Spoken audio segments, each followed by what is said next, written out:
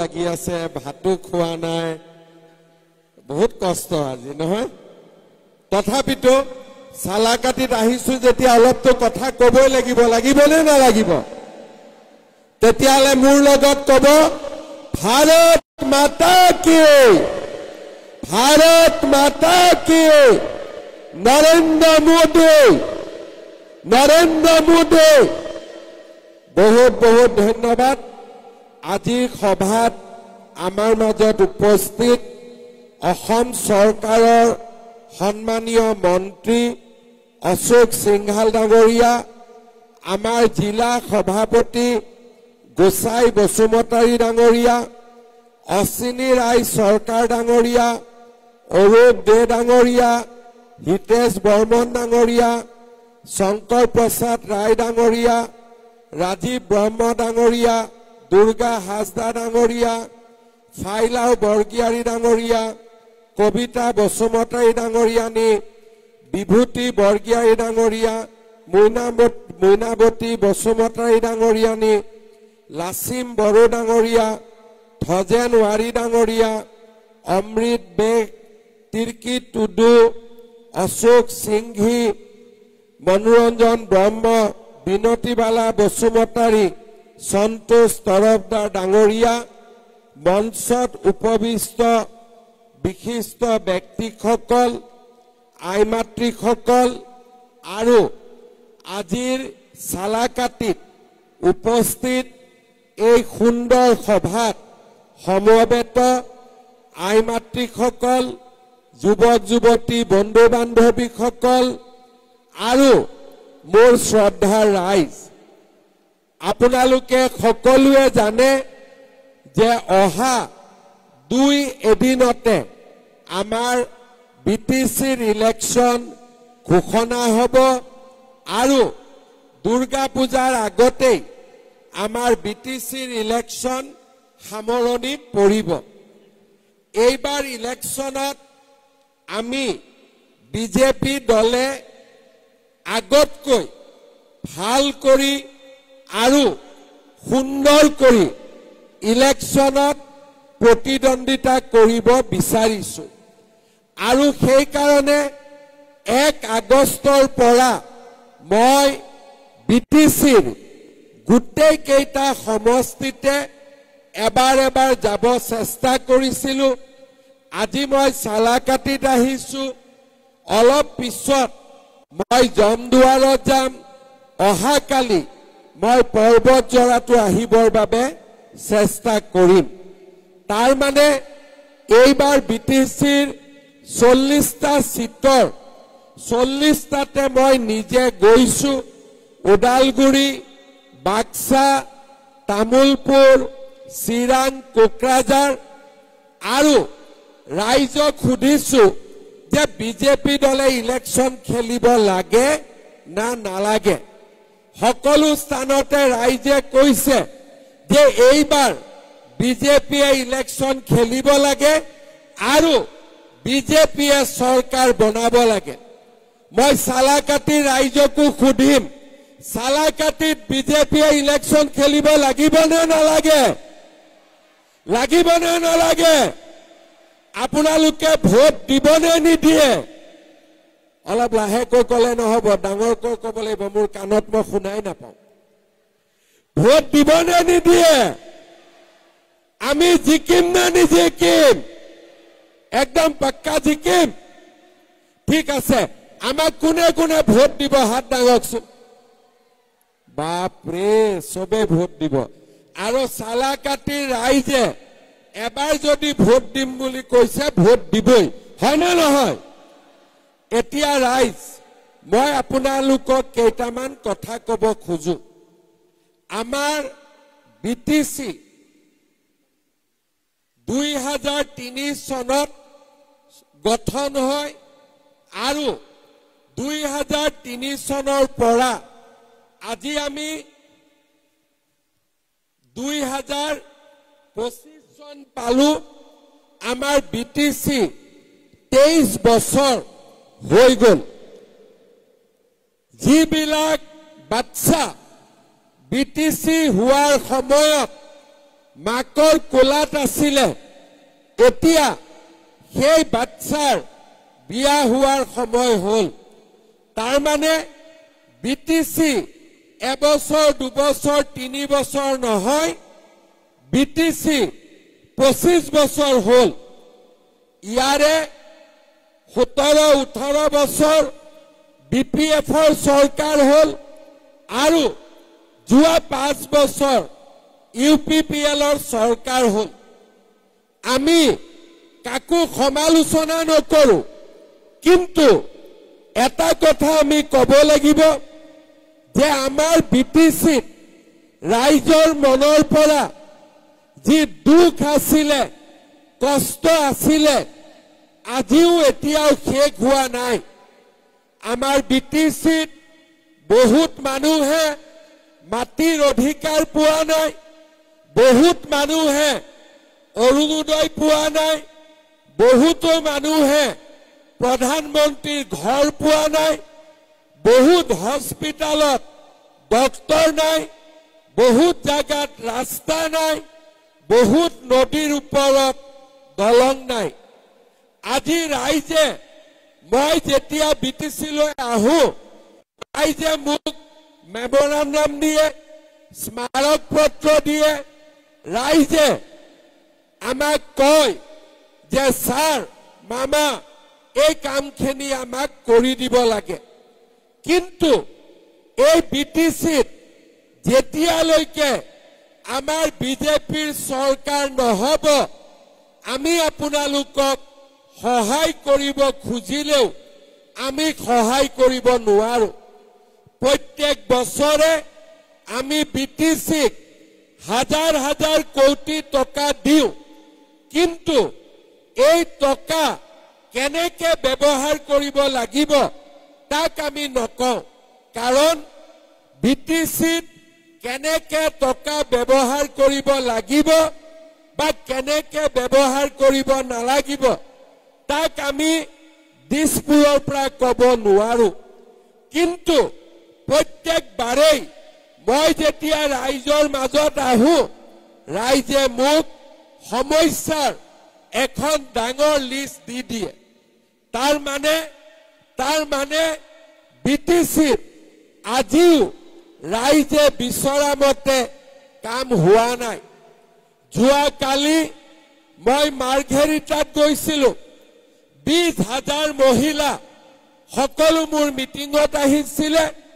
10,000 টকাৰ চেক লবৰ কাৰণে তাৰ আগদিনাখন মই জাগিৰোডত আহিছিলো 40,000 মহিলা মোৰ পৰা চেক লবৰ কাৰণে 10,000 টকাৰ লাখপতি বাইদেউৰ চেক লবৰ কাৰণে তেওঁলোক আহিছিলে তাৰ আগদিনাখন মই নলবাৰীত আছিলো নলবাৰীতো 40,000 মহিলা তেওঁলোকে মোৰ মিটিঙত আহিছিলে আৰু আমি 10,000 টকাকৈ চেক বিতৰণ কৰিছিলো আমাৰ 17 ছেপ্টেম্বৰ তাৰিখে অসমৰ 40 লাখ মহিলাই অৰুণোদয় আঁচনি লাভ কৰিব আজি আমাৰ মহিলা উদ্যমিতা অৰুণোদয় প্ৰধানমন্ত্ৰীৰ ঘৰ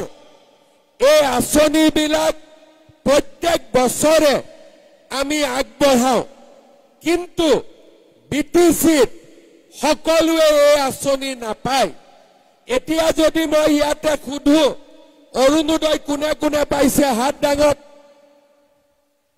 কোনে কোনে অৰুণোদয় পাইছে হাত ডাঙক হাত ডাঙিলে কাটা নাযায় অৰুণোদয় হাত ডাঙক ভয় কৰিব নালাগে হাত ডাঙক কিমানে পাইছে ইয়াত থকা 30% পাইছে লাখপতি বাইদেউৰ লিষ্টত কাৰ কাৰ নাম আছে হাত ডাঙক 10,000 টকাত কাৰ কাৰ নাম আছে অকণমান মহিলাৰ নাম আছে কিন্তু বিটিসিৰ যদি মই বাহিৰত যাওঁ লাখপতি বাইদেউত কাৰ কাৰ নাম আছে সকলোৱে হাত উঠায় অৰুণোদয়ত কাৰ কাৰ নাম আছে সকলোৱে হাত উঠায় এতিয়া মই আকৌ খুদিছো প্ৰধানমন্ত্ৰীৰ ঘৰ কোনে কোনে পাইছে হাত উঠাওক অকণমান মানুহে পাইছে, বহুত মানুহে পোৱা নাই। এতিয়া তাৰ মানে চৰকাৰে বিটিচিক নিদিয়ে নেকি? চৰকাৰে নলবাৰীত যিমান দিয়ে বিটিচিটো সিমান দিয়ে, জালুকবাৰীত যিমান দিয়ে চৰকাৰে বিটিচিকো সমান দিয়ে, চৰকাৰে ডিব্ৰুগড়ত যিমান দিয়ে চৰকাৰে বিটিচিকো সমান দিয়ে। কিন্তু বিটিচিৰ মানুহে এই আঁচনিবিলাক নাপায়। মোৰ মন বেয়া লাগে, কাৰণ বিটিচিতে আটাইতকৈ বেছি দুখীয়া মহিলা আছে, দুখীয়া লোক আছে, যুৱক যুৱতী আছে। কিয় নাপায়? লাহে লাহে মই বুজিলো যে বিটিচিত কিবা যদি আঁচনি পাব লাগে প্ৰথমতে ভিচিডিচিৰ মূৰত তেল মাৰিব লাগে। হয়নে নহয়? হয়নে নহয়? তাৰ মানে বিটিচিত প্ৰধানমন্ত্ৰীৰো অধিকাৰ নাই, মুখ্যমন্ত্ৰীৰো নাই, বিটিচিৰ চিফো নাই। ইয়াতে আঁচনি পাবৰ কাৰণে ভিচিডিচিৰ মূৰত তেল ঢালিব লাগে। এতিয়া কোনো পাৰ্টিয়ে ভিচিডিচিৰ কথা ক'ব নোৱাৰে, কাৰণ তেওঁলোকে ভিচিডিচিক ভয় কৰে। কিন্তু বিজেপিয়ে ভিচিডিচিক ভয় নকৰে, আৰু সেইকাৰণে আমি এনেকুৱা ব্যৱস্থা কৰিব লাগিব যাতে অৰুণোদয় লাখপতি বাইদেউ চৰকাৰী চাকৰি বিটিচিৰ ৰাইজে ডাইৰেক্টলি পাব পাৰে, ভিচিডিচিৰ মূৰত তেল ঢালিব নালাগে। ঠিক কৈছো নে নাই? মই আজি অৰুণোদয় পাবৰ কাৰণে ভিচিডিচিক ফৰ্মখনৰ কাৰণে 200-300 টকা দিব লাগে। ঘৰ বনাবৰ কাৰণে প্ৰধানমন্ত্ৰীৰ ঘৰ বনাবৰ বাবে ভিচিডিচিক টকা দিব লাগে, নহলে ঘৰ নাপায়। আৰু আমাৰ দুখীয়া মানুহ সদায় দুখীয়া হৈ থাকে। সেইকাৰণে এবাৰ যদি কোকৰাঝাৰত বিজেপিৰ চৰকাৰ আহে, এই ভিচিডিচিৰ দালালি সদায় কাৰণে বন্ধ কৰি দিয়া হ'ব, সদায় কাৰণে বন্ধ কৰি দিয়া হ'ব। কাৰণ ভিচিডিচি আমাৰ মালিক নহয়। আজি প্ৰধানমন্ত্ৰীয়ে টকা দিছে, ঘৰ বনাব, গৰীব মানুহে পাব লাগিব। আজি অৰুণোদয় টকা মই দিছো, গৰীব মানুহে পাব লাগিব। ইয়াত ভিচিডিচিৰ দালালি নচলিব। শ্ৰদ্ধা ৰাইজ, আজি বিটিচিৰ দুখীয়া মানুহখিনি চৰকাৰী আঁচনিৰ পৰা বঞ্চিত হৈ আছে। আজি আমাৰ বিটিচিৰ সকলো স্তৰৰ মানুহে অধিকাৰৰ পৰা বঞ্চিত হৈ আছে। কোনোবাৰ বোলে মাটি নাই, কাৰোবাৰ বোলে অৰুণোদয় নাই, কাৰোবাৰ বোলে ঘৰ নাই। মই এটাই ক'ব পাৰো, এবাৰ মাত্ৰ বিটিচিত বিজেপিৰ চৰকাৰ আনি দিয়ক। ইয়াত কোনো দ্বিতীয় শ্ৰেণীৰ নাগৰিক নাথাকিব, সকলো প্ৰথম শ্ৰেণীৰ নাগৰিক হ'ব, সকলো প্ৰথম শ্ৰেণীৰ নাগৰিক হ'ব।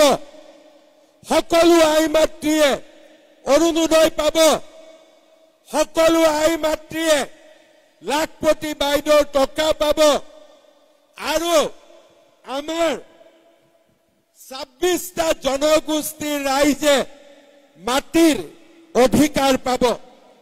আমাৰ বিটিচিত বড়ো, ৰাভা, শৰণীয়া কছাৰী, ঠেঙাল কছাৰী, বৰ্মন কছাৰী, আমাৰ কোচ ৰাজবংশী, আমাৰ নাথ যোগী, বঙালী ভাষী, আদিবাসী, আমাৰ ইয়াতে গোৰ্খা, হিন্দী ভাষী সকলো লোক বাস কৰে।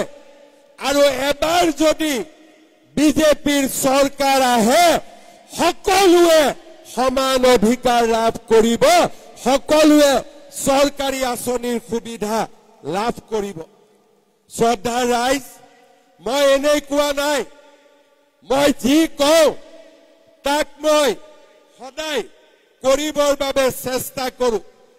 2020 চনত আমি BTADৰ চুক্তি স্বাক্ষৰ কৰিছিলোঁ। 2021 চনত মই অসমৰ মুখ্যমন্ত্ৰী হৈছিলোঁ। মোক প্ৰধানমন্ত্ৰী ডাঙৰীয়াই কৈছিলে যে তুমি অসমৰ মুখ্যমন্ত্ৰী হবা, BTCলৈ শান্তি আনিব লাগিব। 4,000 লোক BTCৰ আন্দোলনৰ সময়ত মৃত্যু হৈছিলে আৰু গুলীকাণ্ড, বোমা বিস্ফোৰণ, সাম্প্ৰদায়িক সংঘৰ্ষ, গোষ্ঠীগত সংঘৰ্ষ আমাৰ BTCৰ ৰাইজে দিনে নিশাই কষ্টত নিজৰ জীৱন অতিবাহিত কৰিছিলে। কোনো ৰাইজে শান্তিত শুব পৰা নাছিলে। বজাৰলৈ গলে কেতিয়া ঘূৰি আহিম মনত ভয় লগা পৰিৱেশ আছিলে। আজি আপোনালোকে চাওক, মই যিদিনাখনৰ পৰা অসমৰ মুখ্যমন্ত্ৰী হৈছো, BTCত এটাও গুলীকাণ্ড হোৱা নাই, এটাও বোমা বিস্ফোৰণ হোৱা নাই, এজনো লোকৰ মৃত্যু হোৱা নাই। কি BTC আছিলে, কি পৰিৱেশ আছিলে, তাক আপোনালোকে সকলোৱে জানিছিলে। ল'ৰা ছোৱালী কলেজত যোৱাৰ পৰিৱেশ নাছিলে, সদায় হুলস্থুলীয়া পৰিৱেশ আছিলে, আন্দোলন আছিলে, বন্ধ পিকেটিং। কিন্তু যোৱা 5 বছৰত আপোনালোকে এটাও গুলীকাণ্ড দেখা নাই, এটাও বোমা বিস্ফোৰণ দেখা নাই। লাহে লাহে সেই দিনবিলাক আমি পাহৰি গলো। কেনেকে সম্ভৱ হ'ল অসমত বিজেপিৰ চৰকাৰ? আজি আমি দিনে নিশাই কষ্ট কৰিলো। যিবিলাকৰ হাতত বন্দুক আছিলে তেওঁলোকৰ পৰা আমি বন্দুকবোৰ ঘূৰাই ললো। যদি কিবা বন্দুক গাঁতৰ তলতো আছিলে তাকো আমি বিচাৰি ললো। আজি BTCত বন্দুকো নাই, AK-47ও নাই। বন্দুক চলোৱা লৰাই আজি BTCত খেতি কৰিছে। বন্দুক চলোৱা লৰাই আজি ৰাজনীতি কৰিছে। বন্দুক চলোৱা লৰাই আজি ব্যৱসায় কৰিছে। মানুহ আজি শান্তিত আছে। কিহৰ কাৰণে? অসমত বিজেপি চৰকাৰে প্ৰতিশ্ৰুতি দিছিলে যে আমি BTCত শান্তি আনিম। যদি যোৱা 5 বছৰত আমি BTCলৈ শান্তি আনিলো, এই 5 বছৰত আপোনালোকে বিজেপিৰ চৰকাৰ দিয়ক, আপোনালোকক অৰুণোদয়ৰ পৰা আৰম্ভ কৰি চৰকাৰী চাকৰিলৈকে তাৰ অধিকাৰ দিয়াৰ দায়িত্ব মোৰ। মই সেই কাম পালন কৰিম। শ্ৰদ্ধাৰ ৰাইজ, VCDC মানে কি? বৰালি মাছে সৰু মাছ খায় নে নাখায়? নদীত খায় নে নাখায়? তেনেকে VCDC বিলাকে গৰীব দুখীয়া মানুহৰ তেজ খাই বহি আছে, হয়নে নহয়? VCDC যাব লাগে নে নালাগে? যাব লাগে নে নালাগে? যদি যাব লাগে, বিজেপিক আপোনালোকে ভোট দিব লাগিব। বিজেপিক ইলেকশ্যনত জিকাব লাগিব। এই VCDCয়ে কাকো শান্তিত থাকিব নিদিয়ে। সকলো নাগৰিকৰ ওপৰত তেওঁলোকে অত্যাচাৰ কৰে। আজি BTCত সৰু চৰকাৰী আঁচনি এটা পাবৰ কাৰণেও টকা পইচাৰ ঘোষ দিব লাগে। চাকৰি কথাটো মই নকওঁ গুৱাহাটীত দিছপুৰত যি চাকৰি ওলাই তাত কোনেও 1 টকাও ঘোষ দিব নালাগে কিন্তু অকল দিছপুৰত ঘোষ নিদিয়াকৈ চাকৰি পালে নহব কোকৰাঝাৰতো ঘোষ নিদিয়াকৈ চৰকাৰী চাকৰি পাব লাগিব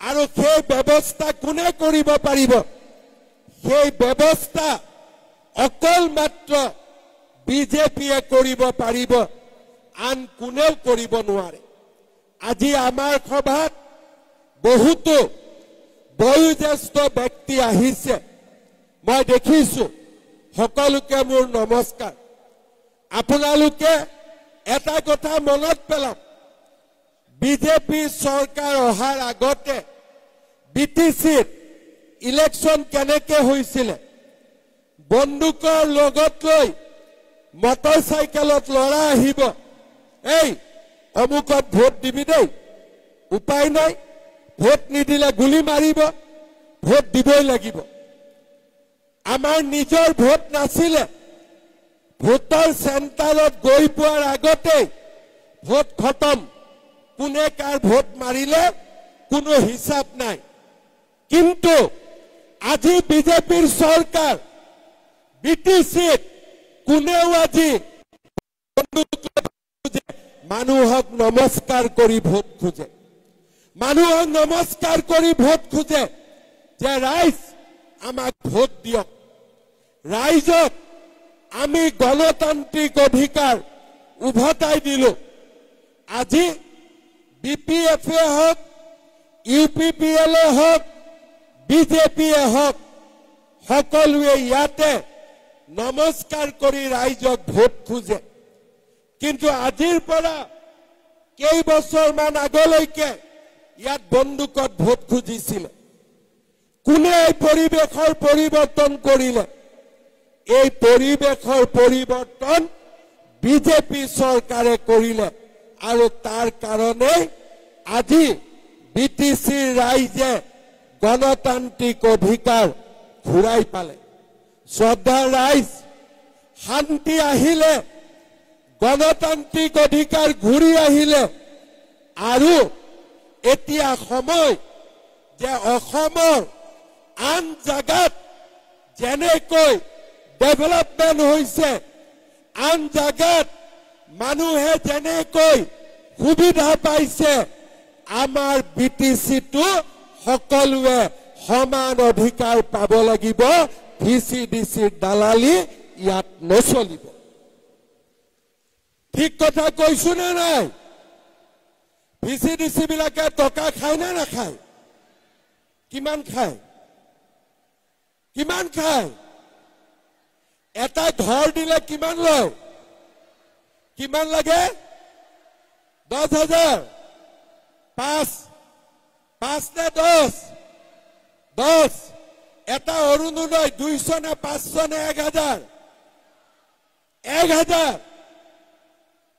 বাপৰে ইমান লৈ লয় সঁচাই লয় নে এনে কৈ আছে এনে কৈছে নেকি এইফালে কওক লয় নে নলয় এই পিছৰ পৰা কওক লয় নে নলয় লয় এইফালে কওক লয় নে নলয় এইফালে কওক লয় নে নলয় এইবিলাক বন্ধ হ'ব লাগে নে নালাগে বন্ধ হ'ব লাগে নে নালাগে লাগে কোনে বন্ধ কৰিব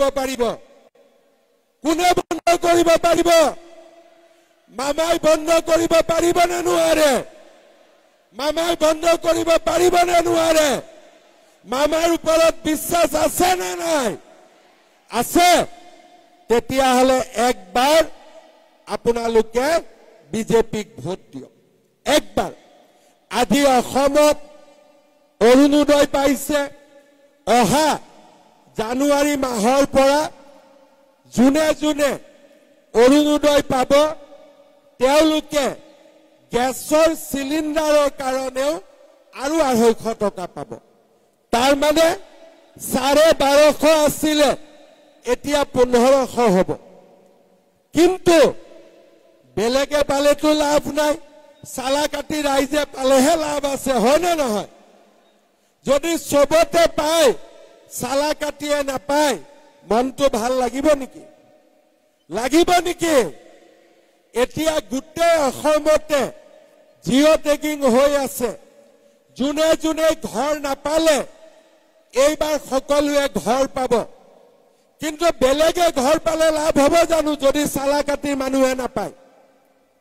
চালা কাটিয়ে পাব লাগিব নে নালাগে? লাগিব।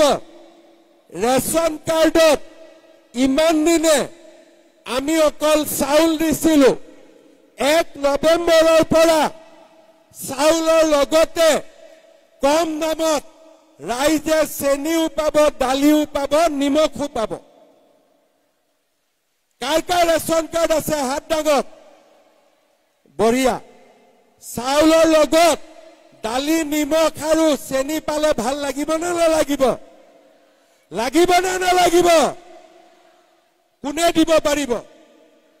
কোনে দিব পাৰিব? বেলেগ পাৰ্টিয়ে দিব পাৰিব নেকি?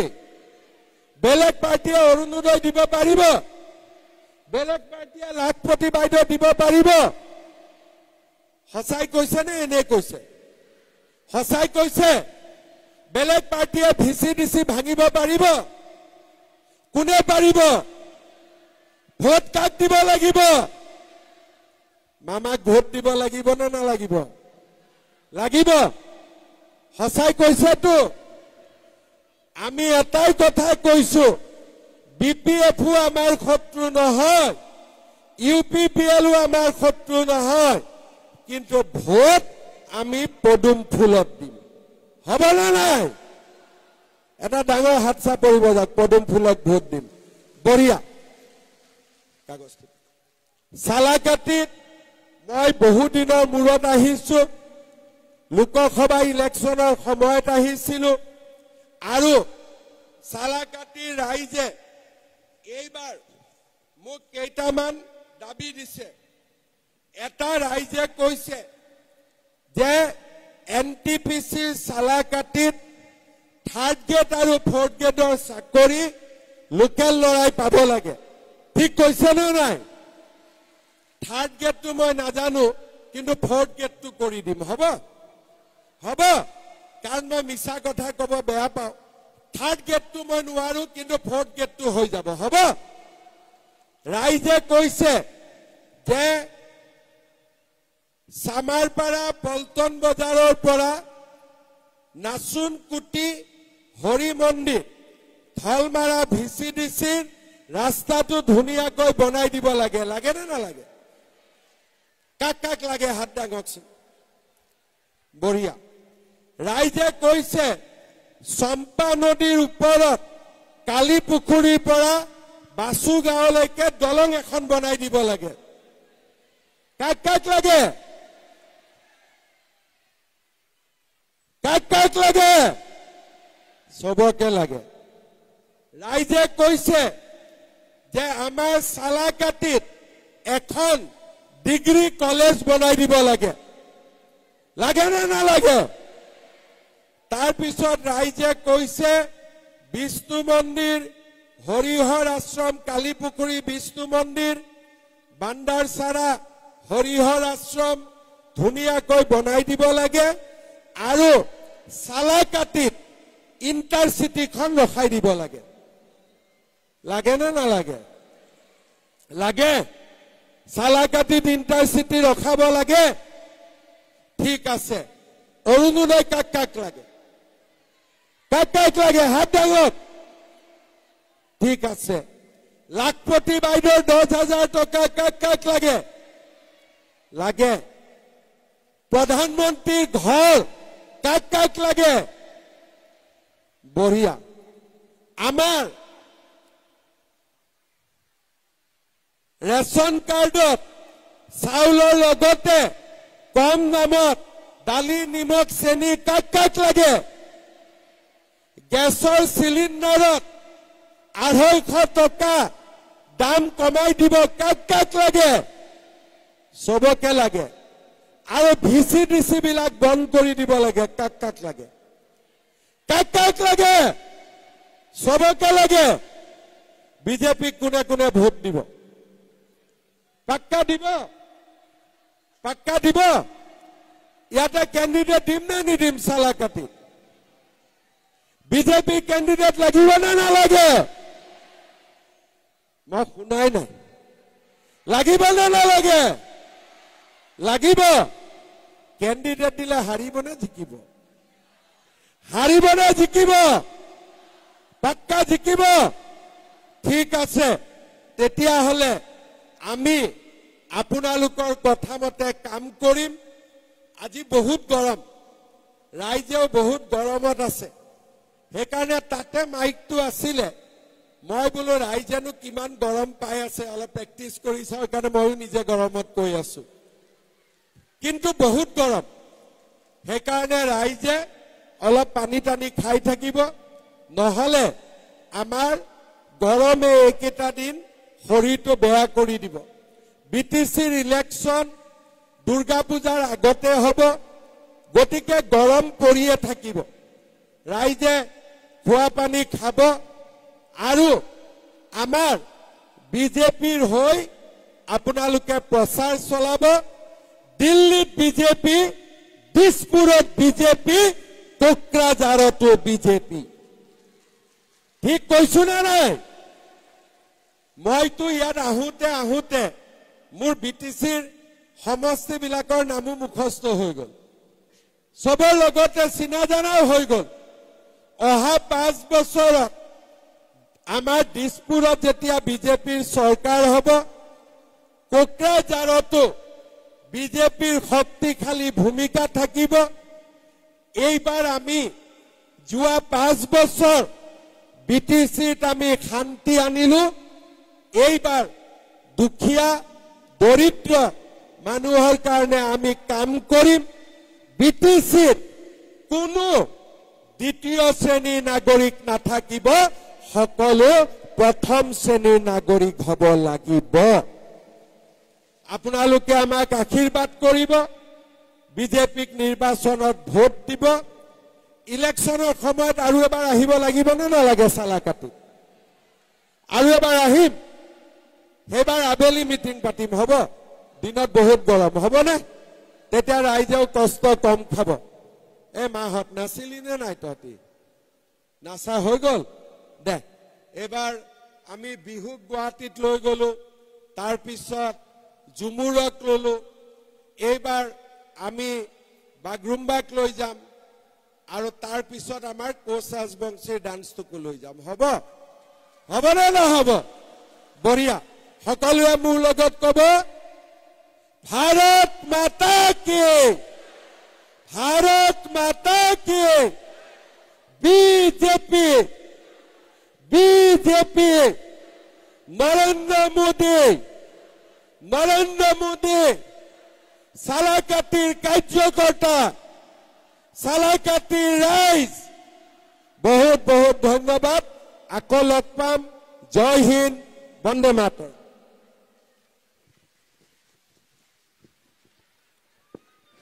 माननीय मुख्यमंत्री डांगरলৈ बहुत बहुत धन्यवाद জানাইছো আমাৰ মাজত আহি যি সময় দিয়াৰ কাৰণে পুনৰাই ধন্যবাদ জানাইছো আৰু এতিয়া মই আমাৰ কোকৰাঝাৰ জিলাৰ সমূহ বিষয়ববীয়া লগতে আমাৰ